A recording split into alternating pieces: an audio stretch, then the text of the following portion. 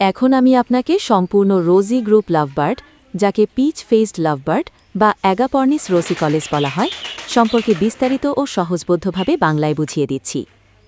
রোজি group lovebird, peach faced lovebird. বৈজ্ঞানিক নাম অ্যাগাপর্নিস রোসিকলেস। উৎপত্তি দক্ষিণ পশ্চিম আফ্রিকা, নামিবিয়া, অ্যাঙ্গোলা।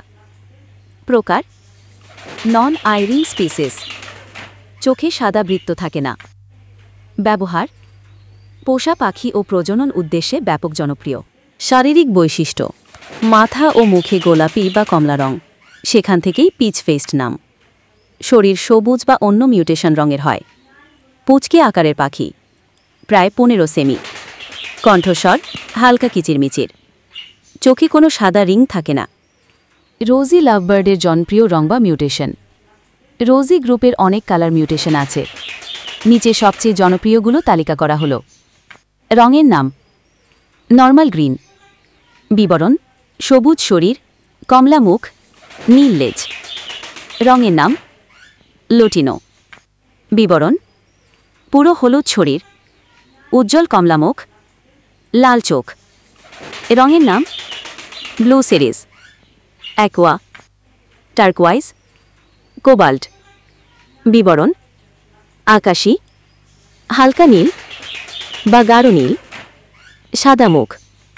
রঙের নাম ক্রিমিনো / অ্যালবিনো, হালকা হলুদ বা সাদা শরীর, লাল চোখ। রঙের নাম ভায়োলেট।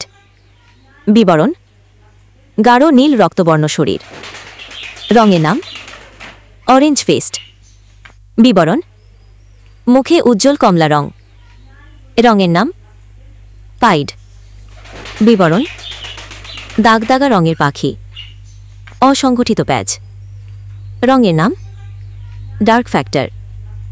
বিবরণ dark green, olive green, move ইত্যাদি রং হয়। রঙের নাম অপালাইন।